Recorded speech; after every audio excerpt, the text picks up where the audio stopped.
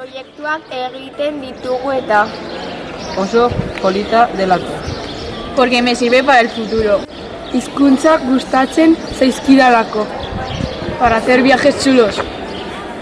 Lan aukera gehiago izateko. Nafarroa lan egiteko. Para conocer a más gente. Hizkuntza ikasteko.